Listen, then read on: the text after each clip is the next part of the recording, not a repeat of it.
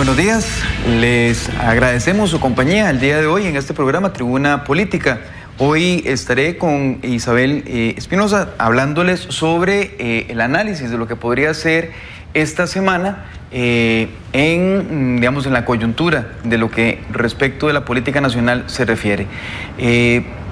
Tal vez para empezar es importante señalar que cuando se hace análisis político y generalmente en este programa tratamos de hacerlo de manera más informada, más educativa de lo normal, que cuando se tiene solamente las opiniones de varias personas expertas sobre el tema, se hace tanto una valoración de lo que está sucediendo en el mundo de los partidos políticos, por decirlo de alguna manera, de lo que está sucediendo en la égida de la transformación de lo que se da en el poder para luego ocuparlo, que generalmente son partidos políticos, como lo que se da en los poderes de la República, especialmente aquella materia que tiene que ver con temas de impacto, digamos, de la agenda nacional y que están efectivamente llamando la atención a toda la población y que de alguna manera nos afectan casi que, digamos, de manera cotidiana.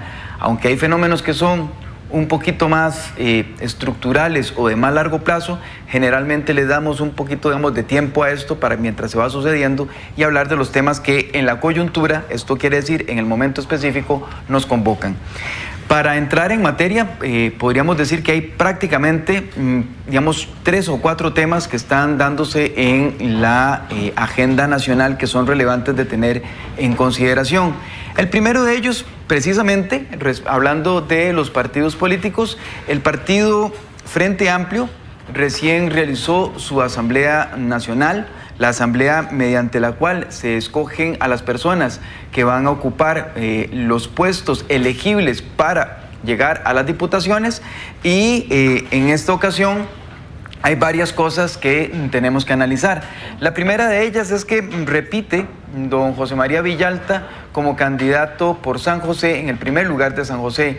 Esto convierte a don José María Villalta en un diputado, o lo convertiría en un diputado repitente. Ya él estuvo en el periodo 2010-2014 y el retornar a la Asamblea Legislativa haría sospechar por lo menos de que don José María Villalta va a volver a tener ese perfil alto. Es una persona, digamos, muy combativa, es una persona de llamar mucho la atención, de tener una pauta importante no solamente como diputado, sino también como político respecto a los temas nacionales, y esto hace que probablemente lo tengamos de nuevo, digamos, un diputado muy combativo también en la Asamblea Legislativa, encabezando la papeleta por San José. También es importante señalar que el hecho de que encabece papeleta en San José, dado el sistema electoral en Costa Rica, probablemente tengamos a don José María Villalta de nuevo como diputado, y esto, digamos, es casi que con certeza. La probabilidad de que no resultara electo es bastante baja si se mantienen, digamos, las votaciones que por el Frente Amplio se han dado históricamente y le ha permitido mantener por lo menos un diputado históricamente, pese a que, digamos, de esta fracción que actualmente ocupa la Asamblea Legislativa con 9 escaños, con 9 diputados, no haya sido, digamos, la más brillante, la que más brillo haya tenido. Ha tenido muchísimas críticas. Y esto es un tema también que hay que analizarlo, no solamente a la luz de los temas políticos, digamos, que presentó fracturas, división dentro de la propia fracción del partido Frente Amplio, sino también elementos de carácter personal. Cuando uno analiza temas de política, analiza 2 factores fundamentales en este sentido. Analiza lo que uno llama los factores de carácter material, y esto es tener una fracción tan grande como son 9 diputados, y esto es grande, créanme que al manejar 9 personas es complicado. Se hace más difícil la conformación de los acuerdos necesarios para establecer las agendas. Cada uno de los diputados y los diputados tiene sus propios intereses, y mantener la amalgama, esa conjunción de intereses de los señores diputados y diputadas resulta complicado. Esto para todas las fracciones, pero al Frente Amplio por primera vez le sucede, porque normalmente ha venido con un solo diputado y ponerse de acuerdo uno mismo con uno mismo pues no es difícil, pero en este caso 9 personas es una complicación importante a nivel material, y esto hace también que participaran de comisiones legislativas en las que también, digamos, se salían del control de lo que podía establecerse desde la jefatura de fracción y por lo tanto también, digamos, no necesariamente comportarse como la jefatura de fracción o como el partido como un todo estaba dictando. De hecho, a nivel material también tenemos prácticamente lo que podríamos decir un transfugismo, ¿verdad? Hay dos diputados, una diputada, la diputada Ligia Fallas y el diputado Hernández, que prácticamente están jugando su papel de manera independiente a lo que el partido Frente Amplio haya señalado.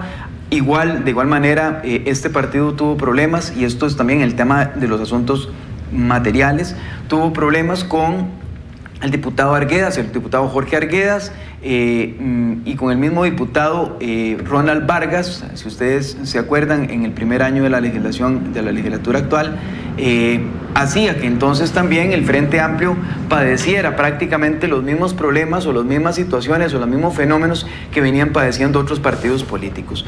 Esas son consideraciones de carácter material. Ahora bien, vienen las consideraciones de carácter personal o subjetivas, se le llaman también.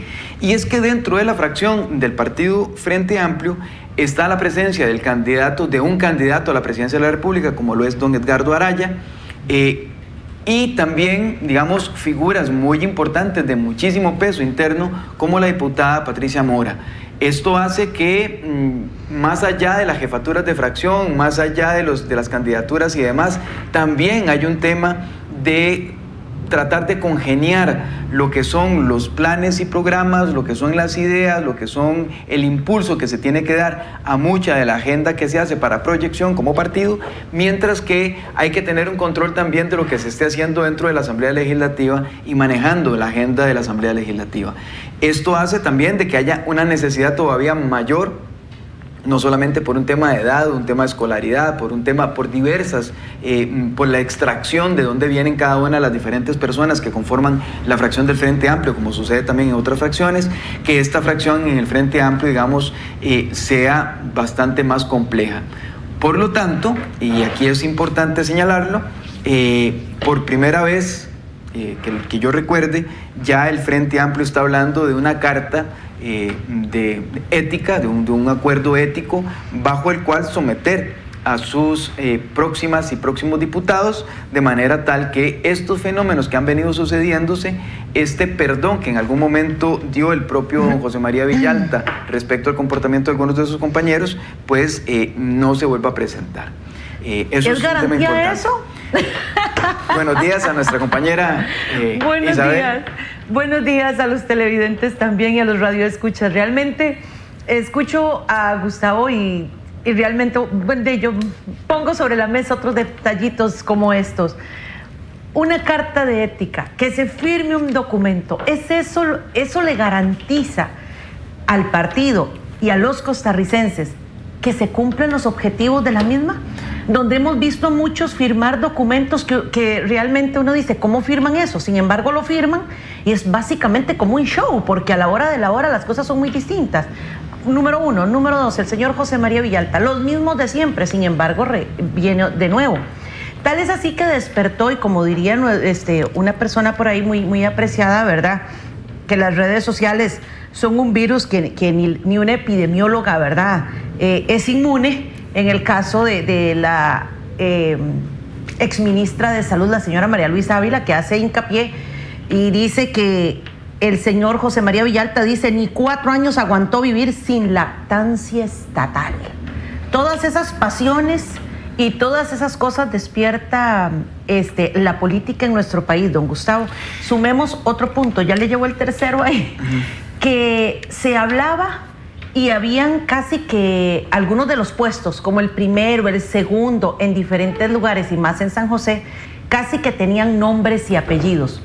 Esto no es una novedad en política, pero sí es digno de poner sobre la mesa para que don Gustavo como analista nos ayude a comprender. Casi que tenían nombre y apellido algunos de esos puestos, pero llega el señor José María Villalta y dice con permiso, y sonaban nombres como el politólogo Gerardo, sonaba Sofía, una muchacha joven que estuvo acá muy buena, muy talentosa, y simple y sencillamente como que como que o los pasan a esos puestos porque tienen que elegir 19 por ley, pero casi que muy difícil de que lleguen, que sean elegibles. Sí. Entre todos esos puntos arranquemos. Vamos a ver, una carta ética, para tocar el primer tema, sí, Isabel, efectivamente no garantiza que haya, digamos, apego a lo que ahí se firme, ¿verdad? No lo cumplen los políticos, igual que no lo cumple la ciudadanía, ¿verdad? Cuando nos dan la licencia o nos dan la cédula, también se supone que vamos a cumplir con la normativa legal que rige nuestro país y que vamos a cumplir con las leyes de tránsito, y sin embargo las violentamos como ciudadanía todo el tiempo y nos la pasamos, ¿verdad?, por el arco del triunfo, como dicen vulgarmente. Esto pasa, digamos, no solamente, esto es un tema de cultura política, ¿verdad? Esto significa que efectivamente la carta ética no garantiza, pero sí, y esto es un tema importante, el hecho de tener ya un referente, el hecho de tenerlo ya punteado, hace que exista un peso relativo. Cuando usted no lo tiene por escrito, usted no sabe contra qué reclamar. En el momento que usted lo tiene por escrito, ya usted tiene, caso del partido Acción Ciudadana, ¿verdad?, en donde usted ya dice, vea, pero es que usted está incumpliendo el artículo tal o el inciso tal del Código de Ética. Ya hay un señalamiento, ya tiene nombre y apellidos ese señalamiento, y entonces hay un peso diferente respecto a los comportamientos que se salen de lo que se supone es un comportamiento ético. Entonces, si bien es cierto, no garantiza, es mejor tenerlo que no tenerlo, ¿verdad? Porque entonces ya tenemos con respecto a qué hacer las denuncias o hacer los llamamientos que se tienen, digamos, a la hora de enfrentar. Por ejemplo, en el caso del partido Frente Amplio, me parece que es un avance importante en términos de la institucionalidad del propio partido.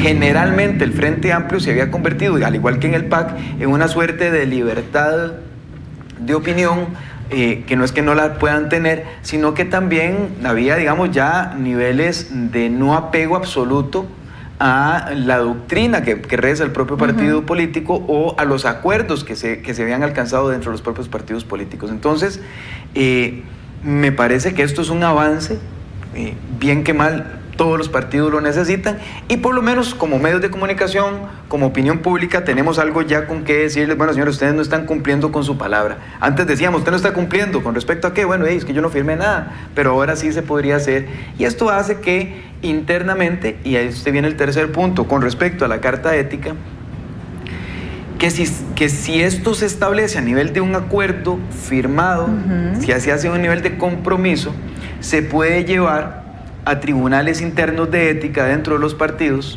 como en el caso que pasaría en el Frente Amplio. Entonces, ya con respecto, si ya la persona incumple ese acuerdo, ese compromiso ético, se puede llevar ante el Tribunal de Ética interno y podría resultar hasta expulsado del partido. En el caso de los diputados y diputadas, es medio difícil porque algunas veces se declaran independientes y no se le puede quitar la credencial, pero, digamos, es un asunto de que por lo menos existe el peso relativo para que se ejerza ese tipo de presión. Los mismos de siempre.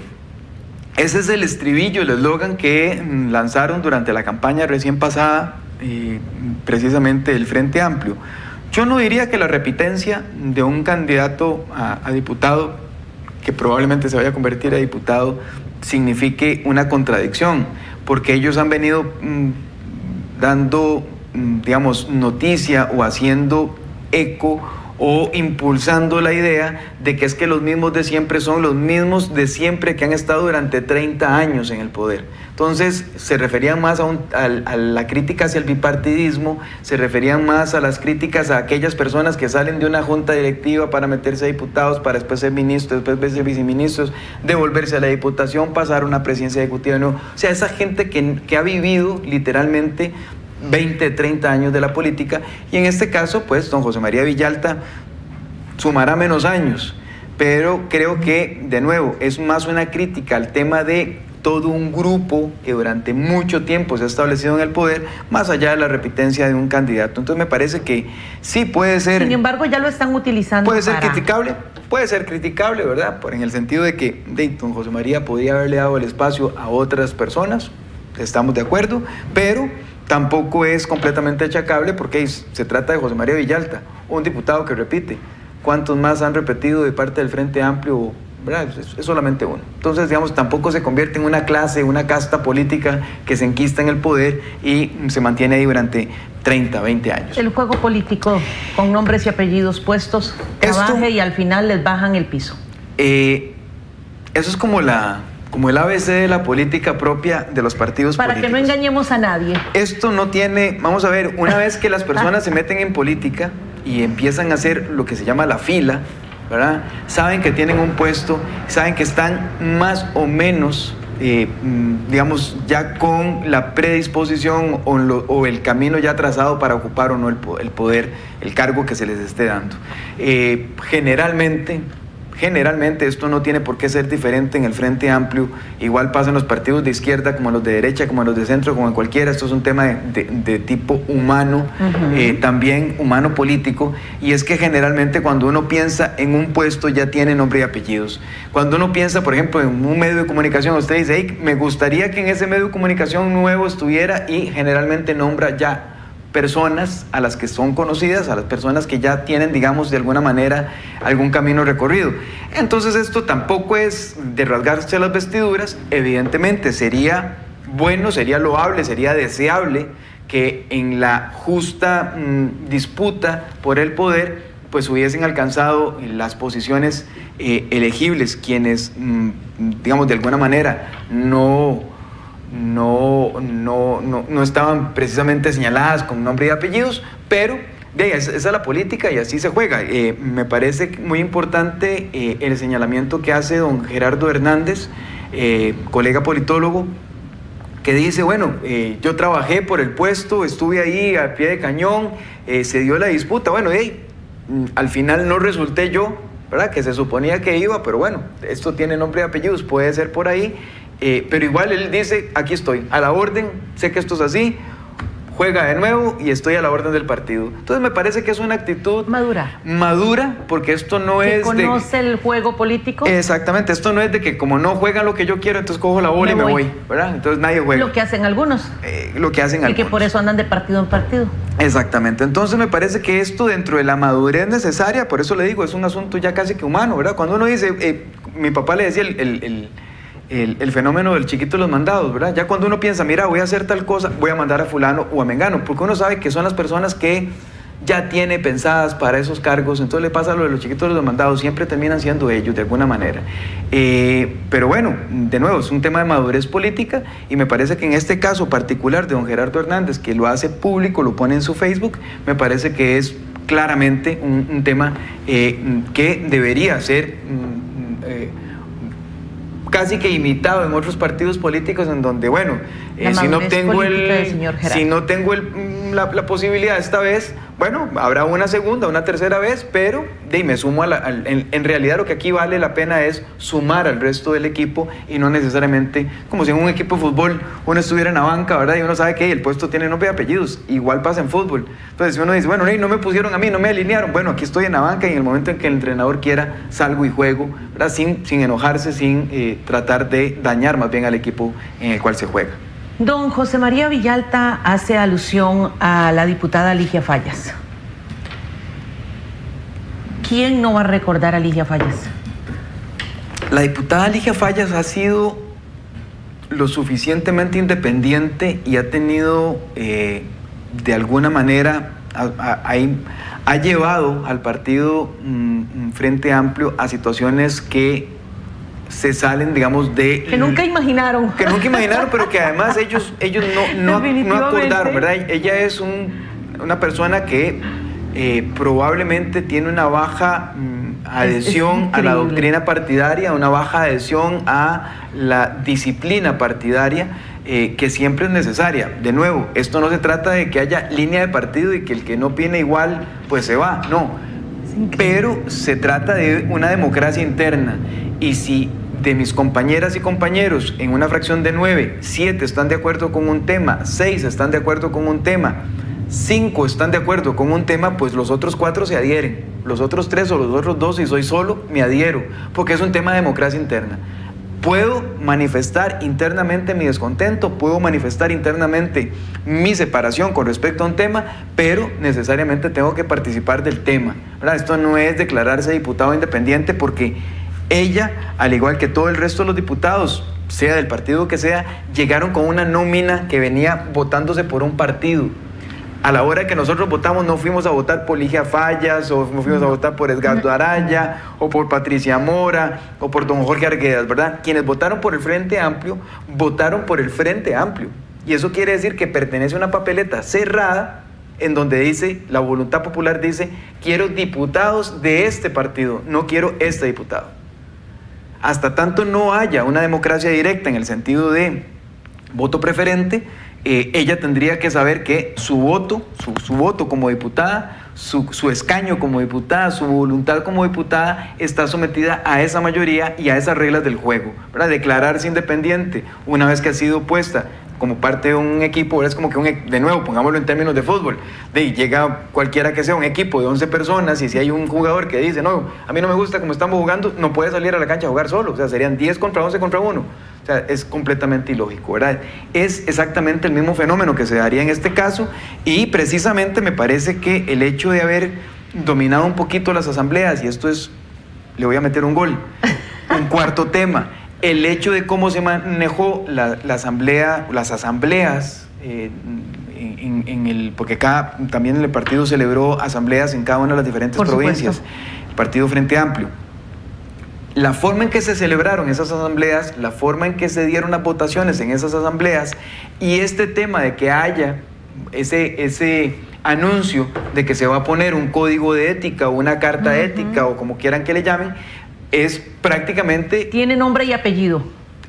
No sé si tiene nombre y apellido, pero sí, por ejemplo, tiene el hecho de que está llamando la atención de que no queremos ser lo que esta fracción de 9 diputados terminó siendo, queremos ser algo diferente, mucho más homogéneo, mucho más amalgamado, mucho más direccionado, mucho menos con independencias internas que permita presentar una cara partidaria, digamos, precisamente frente a una población que le dio el voto no para que hubiese estos jugadores independientes o con apoyos casi que al unísono, ¿verdad? Y completamente fuera de toda lógica de la misma doctrina partidaria, sino que más bien una población que reclama, y por eso es la solicitud de perdón que hace don José María Villalta, de una población que le reclama, bueno, yo voté por un partido con estas condiciones, no con las que finalmente se dieron.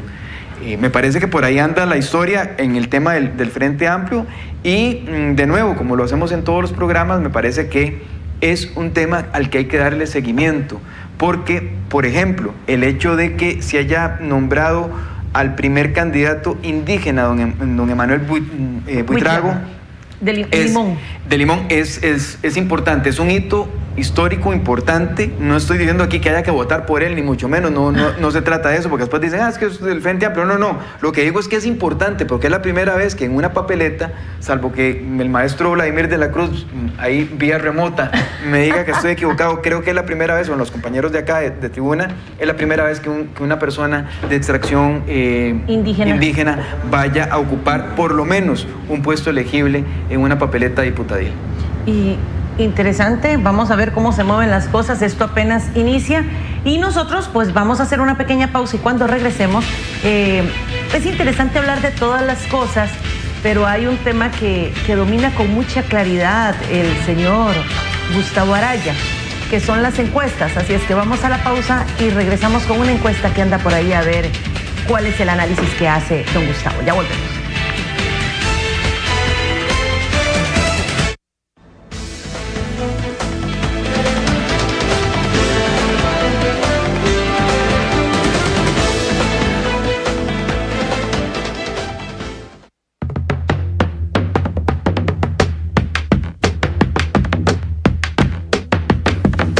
Extra TV, el canal del pueblo.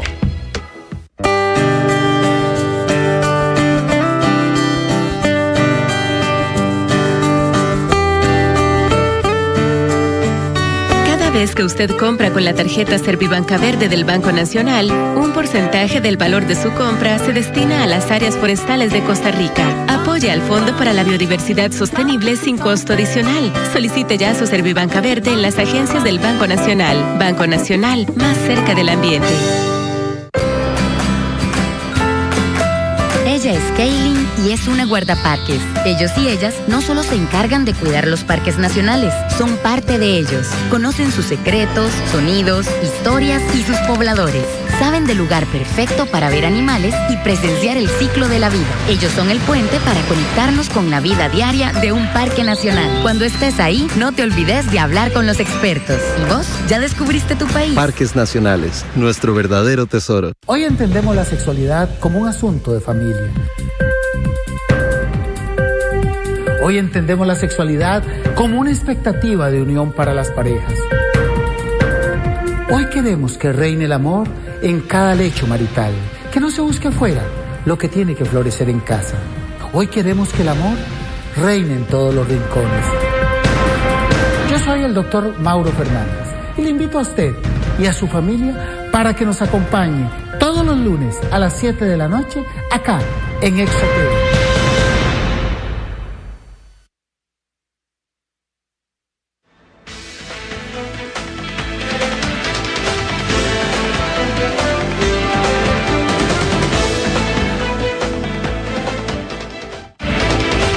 Continuamos en Tribuna Política y como bien lo decía, en esta época las encuestas salen muy fácilmente. Tenemos encuestas de todo tipo, tamaño, color, y pues platicar sobre encuestas con don Gustavo Araya pues es bastante fácil, digo yo. Don Gustavo, sale una encuesta y aunque don Vladimir de la Cruz se enoja y dice que cada candidato debe de ir a ganar y a salir en primera ronda, aún las encuestas salen de que vamos a segunda ronda. Yo no sé qué va a pasar en febrero de 2018, yo creo que la decisión la tenemos todos en nuestra mano yendo a las urnas, pero donde se dice que el señor Antonio está en primer lugar, el señor Rodolfo Pisa en segundo lugar, Juan Diego Castro en tercer lugar, y ahí empiezan a dar puestos o lugares en la gradería política, ¿verdad? Y de una vez se vienen y dicen, vamos a una segunda ronda, y esa segunda ronda va a estar entre el señor Rodolfo Pisa y el señor Antonio Álvarez de Santi. Hace años las encuestas han venido como de más a menos. La credibilidad de las encuestas se ha puesto realmente en tela de juicio, porque no solo es la frecuencia con la que salen las encuestas, la forma en la que se hacen, sino también el que, como dirían los chiquillos por ahí, cuando juegan no pegan una, ¿verdad? Entonces, ¿qué es lo que pasa con las encuestas? ¿Qué credibilidad tiene este tipo de encuestas? ¿Cómo podemos los costarricenses leer realmente las encuestas, don Gustavo? Vean, para empezar y siempre con la tónica de colaborar con la creación de opinión pública informada desde este programa, a quienes nos estén oyendo, quienes nos estén viendo y quienes nos vayan a leer, que quede claro, desde 1936 aproximadamente, George Gallup, que fue el primero que inventó el tema de las encuestas de opinión pública, señaló que las encuestas no son instrumentos de predicción. O sea, las encuestas no predicen qué es lo que va a suceder. No hay nadie que tenga esa potestad de predecir qué es lo que va a suceder. Hay una parte de la estadística que se llama estadística inferencial y que puede ver o leer tendencias y más o menos adelantar criterio, pero tampoco quiere decir que en temas humanos, en temas de decisión política humana, puedan lograrlo necesariamente, porque siempre van a haber un margen de error. ¿Se acuerdan que todas las encuestas tienen un margen de error? Bueno, eso significa que efectivamente las encuestas no son instrumentos predictivos, no sirven para predecir. Hoy, que una encuesta, sea esta o sea cualquiera, diga, va a haber una segunda ronda, puede decir misa. A hoy, al último día de julio del año 2017, no podemos decir que vaya a haber segunda ronda. Si hay segunda ronda, y ustedes dicen, es que usted dijo que no iba a haber, no, yo no estoy diciendo que no es que no vaya a haber, lo que estoy diciendo es que uno no puede predecirla en el tiempo. Si se da, y se va a dar o no se va a dar, eso no lo sabemos, y coincide con que una encuesta lo dijo, ¿verdad? Es una chiripa, literalmente. O sea, porque yo puedo decir, va a quedar Rodolfo Pisa, y resulta que Pisa queda, entonces, acertó. No, lo que hice fue batear, ¿verdad? Porque no se puede predecir, con base en las encuestas no se predice.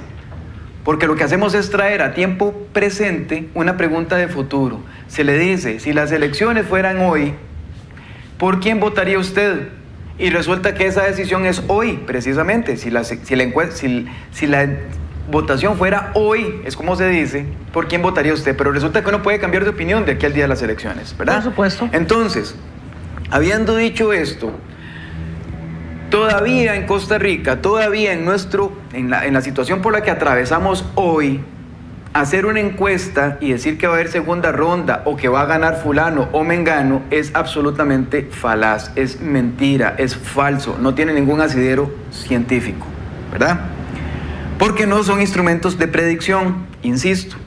Entonces, acuérdense ustedes de hace 4 años, cuando aproximadamente en junio del año 2013, don Johnny Araya se suponía que iba a resultar ganador de las elecciones y no ganó, ¿verdad? Antes en Costa Rica era muy sencillo predecir, entre comillas, porque había un 40% de la población que iba con el Partido de Liberación Nacional y un 40-45% que iba también con el Partido de Unidad Social Cristiana. Entonces lo que había que adivinar era por quién iba a votar ese otro 10, 15, 20% que no estaba con los partidos políticos grandes. Entonces de ahí quedó falla, porque un 20% era abstención y quedaban 5 o 10 puntos porcentuales con los que se hacían estudios de medición y se les iba dando seguimiento durante el tiempo y se decía días antes, bueno, esta gente ya se definió y por lo tanto más o menos va a quedar así. Pero eso pasó hace mucho tiempo y ya no es posible en Costa Rica hacer ese tipo de situaciones. ¿Por qué? Porque en Costa Rica, y vean las encuestas que sucedieron el año pasado, hace 4 años, en donde no solamente don Johnny no ganó, sino que tampoco ganó ni don Otto Guevara ni don José María Villalta, que iban de punteros en las encuestas. Ganó un completo desconocido y ganó por mucho en una segunda ronda, ¿verdad? Entonces, de nuevo, como no son instrumentos predictivos, no voy a hablar de esta encuesta en particular, sino en términos generales. La situación al día de hoy nos enfrenta a lo siguiente. Si ustedes se ponen a pensar, ¿quién es, por ejemplo, Edgardo Araya? ¿Cuántas personas conocen a los 57 diputados de la República en este momento? Les puedo decir que, sin temor a equivocarme, que don Edgardo Araya no es tan conocido como lo es don Antonio Álvarez de Santi, o no es tan conocido como don Otto Guevara, que tienen ya 20, 25, 30 años de estar en la agenda nacional, en los medios de comunicación, sea como diputados, sea como candidatos. Entonces esta gente es mucho más reconocida que Edgardo Araya, por ejemplo, del partido Frente Amplio, o que el señor Rodolfo Hernández del Partido Republicano Social Cristiano, o conocen más, por ejemplo, que el que hasta hace poco era el líder del Partido Integración Nacional, don Walter Muñoz, ¿verdad? Entonces, si hacemos una encuesta hoy, lo que vamos a medir, sin haber campaña, realmente todavía no ha habido publicidad, no ha habido campañas electorales, no están los partidos en el campo yendo a visitar casa por casa, moviendo la gente con su candidato, están empezando a hacerlo. En esta situación, hoy lo que tenemos es enfrentados a gente que tiene lo que llaman los norteamericanos name recognition. Eso significa el reconocimiento de nombre. ¿Por qué? Porque entonces tenemos, punteando las encuestas, a don Antonio Álvarez de Santi, sí, porque tiene más de 20 años de estar en la política nacional. Don Otto Guevara, sí, porque tiene más, o sea, son gente ya conocida. Don Rodolfo Pisa ya tiene, esta es su segunda campaña prácticamente. Entonces también es un personaje conocido. Don Juan Diego Castro es un personaje conocido nacionalmente. Entonces, pero como son conocidos disímiles, o sea, don Juan Diego no se sabe, todavía hay gente que no sabe si es candidato o no.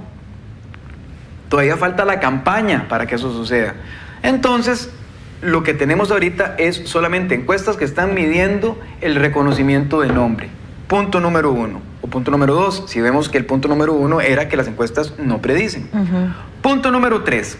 Resulta que como no ha empezado la campaña, precisamente candidatos como don Juan Diego Castro, don Otto Guevara, don Rodolfo Pisa o don Antonio Álvarez de Santi tienen muchísima más ventaja por el reconocimiento de nombre, pero también porque han estado más en medios de comunicación, pero también porque están especialmente don Rodolfo Pisa y don Antonio Álvarez de Santi con partidos que ya son maquinarias importantes a nivel electoral, ¿verdad? Entonces, una encuesta que mida hoy cómo están los candidatos, todavía falta porque esas maquinarias se empiecen a calentar y se empiecen a mover.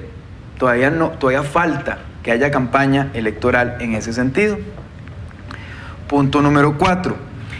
Resulta que don Juan Diego Castro dijo el otro día que él estaba en las encuestas como de tercero o cuarto, ya aparece según en diferentes encuestas, sin haber hecho un solo 5 de inversión. Sí, como campaña electoral tiene razón, no ha hecho un solo 5 de inversión, lo ha hecho todo en redes sociales, pero tiene mucho tiempo de estar saliendo en medios de comunicación, ¿verdad? Por supuesto. Como abogado.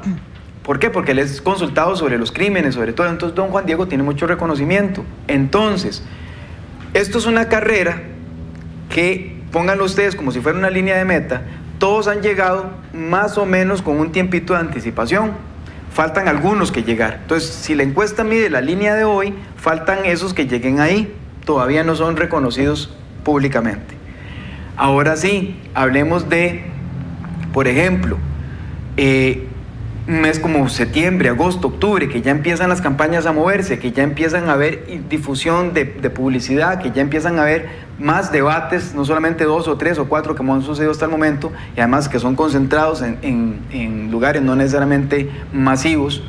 Y ahí vamos a tener entonces cuáles son las verdaderas diferencias entre los diferentes candidatos. Por eso digamos que todavía hablar de encuestas es muy temprano, todavía hablar de encuestas es, digamos, apenas como para el tanteo, como para darnos cuenta más o menos cómo está el reconocimiento de nombre, pero no necesariamente para saber cómo está la decisión final o cómo está la decisión de voto de las diferentes personas que podrían eventualmente asistir a las urnas. En el caso, punto número 5, en el caso, por ejemplo, de don Antonio Álvarez de Santi, llega además con un partido político, como el Partido de Liberación Nacional, que tiene entre 17 y 20 puntos según las propias encuestas de simpatía partidaria. Entonces esto hace que esté en un partido donde hay más gente y más gente lo conoce. Don Rodolfo Pisa está en un partido que tiene como 10, 12 puntos, a lo sumo, digamos, al momento de hoy, pero entonces hace que el candidato sea un poquito más reconocido, pero no tanto como su partido. Entonces, todavía los candidatos incluso no son tan conocidos como algunos de sus partidos. Vamos, el Frente Amplio es mucho más conocido que don Edgardo Araya. El Partido Unidad Social Cristiana es mucho más conocido que el propio Rodolfo Pisa. El Partido Republicano Social Cristiano ni siquiera es conocido, tampoco es conocido su candidato. Entonces ahorita estamos en una situación en donde los candidatos no han topado techo de su partido y no han pasado ese nivel de partido. ¿Me explico? Para poder ganar hoy, como bien lo señala el maestro Vladimir de la Cruz, y todos van a apuntar a hacerlo en una primera ronda, tienen que pasar el límite de sus propios partidos. Y todavía las encuestas, cualquiera que se haga, lo que nos está demostrando es que cualquier candidato que tengamos ahorita es menos que la simpatía de su partido, ¿verdad? Don Antonio Álvarez de Santi se peleó con don José María Figueres, hay un problema ahí grande, hay mucho del liberacionismo que todavía no está, no mucho, una parte del liberacionismo que no está todavía con don Antonio. Eso tendrá que convencerlo y tendrá que venir la campaña y tendrá que entonces ser tan grande don Antonio como el propio Partido de Liberación Nacional, pero además debe superar el Partido de Liberación Nacional. Entonces, para que haya una segunda ronda, para que haya una primera ronda, él tendría que pasar ese límite y efectivamente duplicar la votación, digamos, de 17, 15 puntos, a ser casi un 30% del padrón.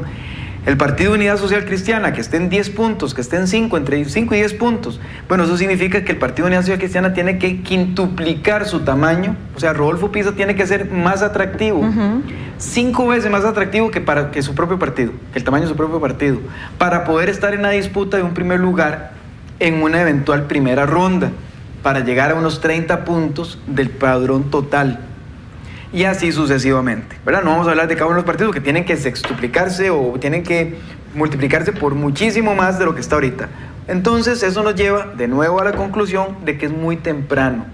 Falta que todavía los candidatos topen techo, que los candidatos convenzan a los propios para poder pasar esa barrera de los propios y empezar a traer de otras filas. Y es que parece mentira, fue en abril la Convención de Liberación Nacional y hasta hoy los fantasmas andan rondando. Todavía, y es que no sé. O sea, no han logrado... Falta todavía la Asamblea Nacional del Partido de Liberación Nacional donde haya... Y todavía ahí está esto en veremos y los fantasmas están... Hace unos días leí unas declaraciones de nuestro compañero Graving aquí en la Prensa Libre, que le hizo una entrevista a don José María Figueres, y don José María Figueres externa y dice, aquí lo importante, ahora en otras palabras, lo importante es que antes que candidato él es liberacionista y que el partido, y apela a que el partido vaya a ganar y todas esas cosas, pero Señores, pareciera ser que según dicen por ahí, la mayoría de los delegados, ¿verdad? O los tiene el señor José María Figueres y no Antonio Álvarez de Santi, y que no se han puesto de acuerdo todavía.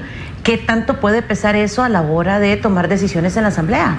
Muchísimo, porque de la Asamblea... Aunque don José María, ¿verdad? Uno no sabe cómo dice las cosas, honestamente, así con esa forma de decirlo, usted no sabe si va o viene. Se supone que se pusieron de acuerdo ya don Antonio y don José María, yo apostaría porque sí. Y lo que tiene que suceder es que en la cúspide de esa pirámide partidaria, que es donde está la Asamblea, que es el órgano máximo, tiene que dirimirse y tiene que acordarse cómo están los candidatos a diputados. Los candidatos a diputados van a ir entonces al territorio y van a empezar a mover las filas que ellos tienen en cada uno de los diferentes cantones y las diferentes provincias. Y esta gente a su vez va a mover distritos y esta gente a su vez va a mover barrios. Hasta tanto eso no esté, todavía esta parte aquí organizativa está, pero no está actuando, digamos, al unísono, no tiene una hoja de ruta, no tiene efectivamente cómo empezar a trabajar muchos de estos temas que tienen que ver con la organización partidaria, guías, alimentación, transportes, movilizaciones, censos y ubicación de los diferentes electores, convencer en las diferentes plazas públicas, organizarle las plazas públicas al candidato, etcétera, etcétera, etcétera. Todavía falta muchísimo de eso y hasta tanto eso no esté, entonces por eso, de nuevo, el Partido de Liberación Nacional, como todos los demás partidos, es muy temprano para decir que don Antonio tiene el 17% en una encuesta.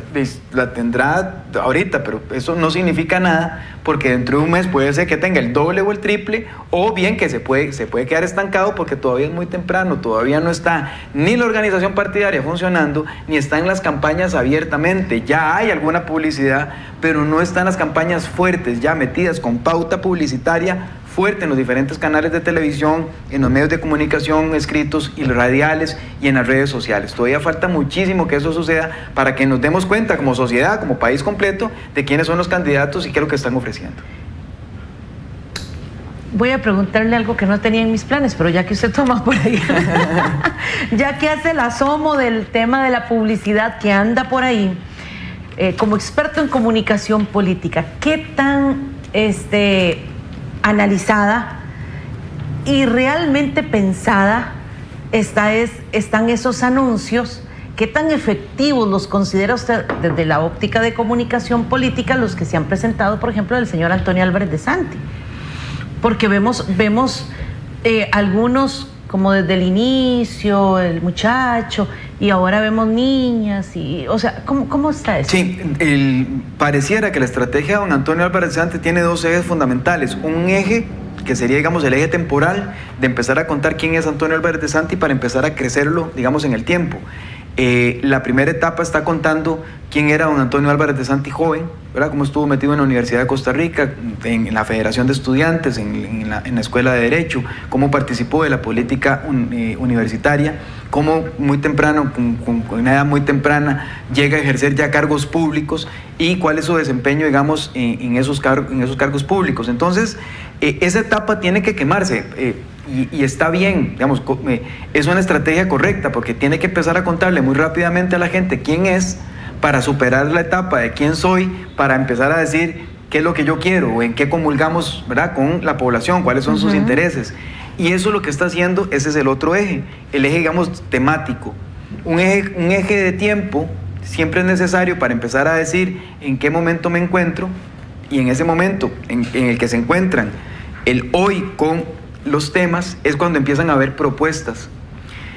Don Antonio lo que está haciendo también a nivel temático es recorriendo cuáles son sus medallas, por decirlo así, ¿verdad? Cuáles son esas medallas que se han colocado en el tiempo y con públicos muy específicos. En este caso pareciera que está apuntándole especialmente al sector femenino. ¿Por qué?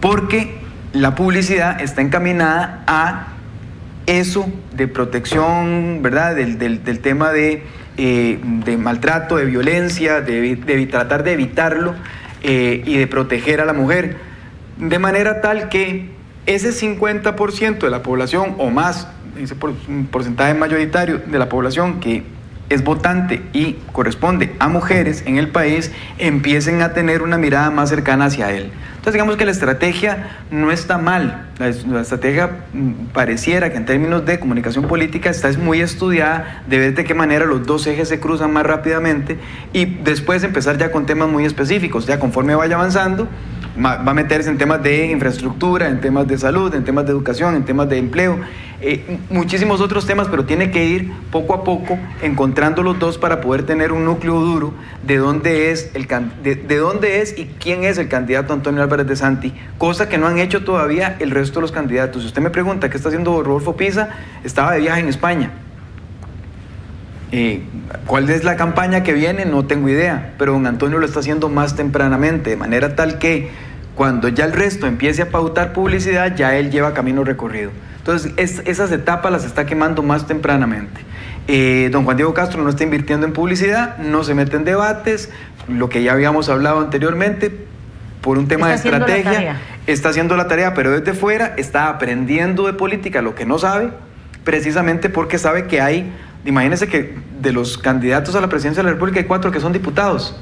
Entonces, si el día de hoy Mario Redondo, Edgardo Araya, Antonio Álvarez de Santi, y el otro se me olvidó... ¿Quién? ¿Fabricio Alvarado? Fabricio Alvarado, de acuerdo. Es el otro cuarto, perdone, lo tenía en la mente. Si ellos 4 se pusieran de acuerdo, ¿verdad? Y le dicen, bueno, el proyecto de ley 19.732 que habla que Juan Diego queda literalmente fuera del ring, ¿verdad? O le dicen, vea, el tema de los impuestos, hay 3 proyectos de ley con respecto a los impuestos que deberíamos sacar así, está en comisión y empiezan a hablar de números, y empiezan a hablar de Banco Central, y empiezan a hablar de Hacienda, entonces don Juan Diego tiene que empezar a hacer esa tarea, porque ahorita está contra gente que tiene mucha espuela, que está ya enganchada, que ya está trabajando sobre el tema de cómo sacar, digamos, algunos elementos importantes respecto a la comunicación, y él todavía está empezando, y sigue más o menos con el mismo, ¿verdad?, el mismo planteamiento de que él es un asunto contra la corrupción. Se puede quedar monotemático o puede empezar a avanzar hacia tratar de tener alguna propuesta en este sentido. Habrá que ver cuál es la estrategia que desarrolla, pero de nuevo, volviendo a los partidos mayoritarios o los partidos que eran mayoritarios como el PUS y el PLN, muy clara la estrategia de don Antonio, la de don Rodolfo Pisa todavía, digamos, está en construcción, la de don Carlos Alvarado del PAC, es una estrategia que pareciera estar de momento, digamos, navegando de manera tranquila, sabe que es el candidato a vencer, entonces no asoma mucho a la cabeza para que no sean los que le vayan a golpear el resto, porque sabe que está ahí, él es el candidato a vencer, ¿verdad? Porque es el candidato de gobierno, y entonces lo que hace es pasar, digamos, por debajo de la percepción y en algún momento me imagino que levantará. Eso es lógica, ¿verdad?, de lo que se elabora normalmente en las campañas. Y el resto de los candidatos, todos, como son más pequeñitos, efectivamente todos pueden estar tirando.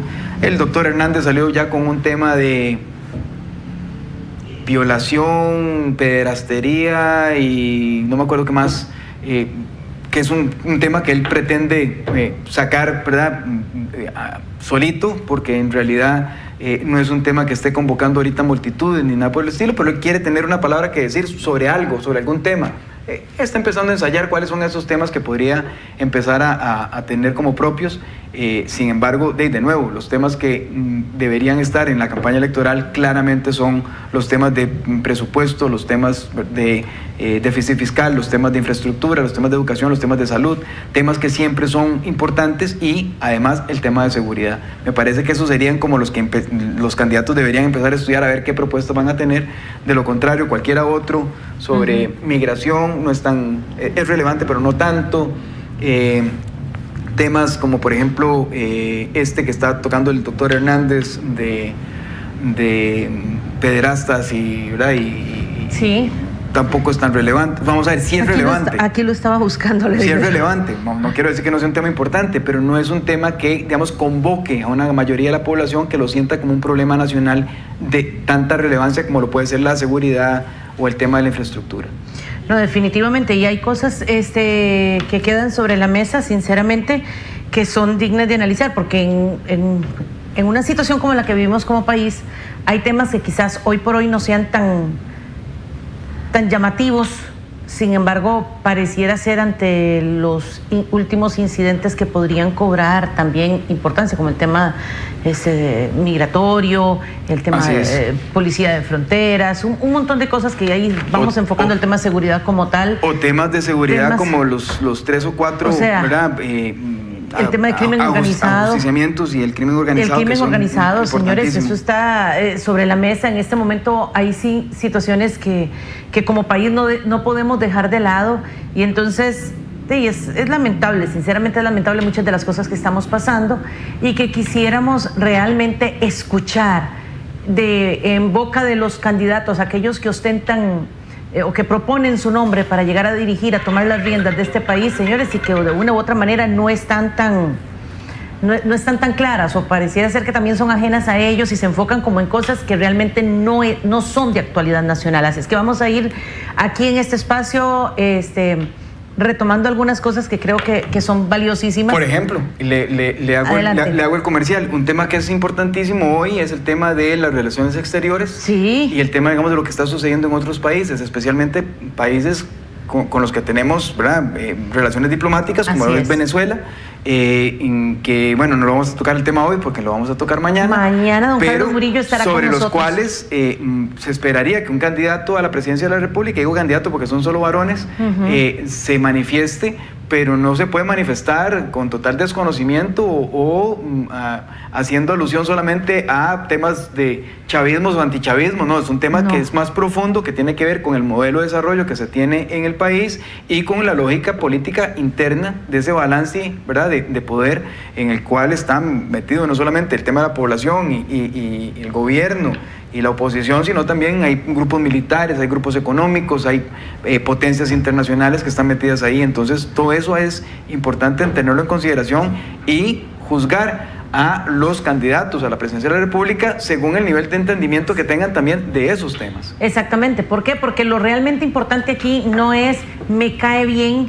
no es me gusta, qué guapo o qué feo. No, señores, creo que ya llega el momento en que los costarricenses tenemos que abrir los ojos a ciertas situaciones y es lo que estamos viviendo, lo que podríamos vivir si realmente no sabemos elegir quién va a tomar las riendas de nuestro país ante una situación mundial como la que en este momento estamos viviendo, igual nacional. Así es que ustedes aquí tienen información para que puedan tomar decisiones de aquí a febrero. Así es que cordialmente invitados para que mañana a las 7 de la mañana estén con nosotros en un programa más de Tribuna Política. Y reitero, don Carlos Murillo, analista internacional, estará aquí donde estaremos con él viendo el tema de Venezuela, la posición de Costa Rica y muchos de los rumores que hay alrededor de Costa Rica, Venezuela y Venezuela en el mundo. Así es que pasen un lindísimo día. Gracias, don Gustavo. Gracias.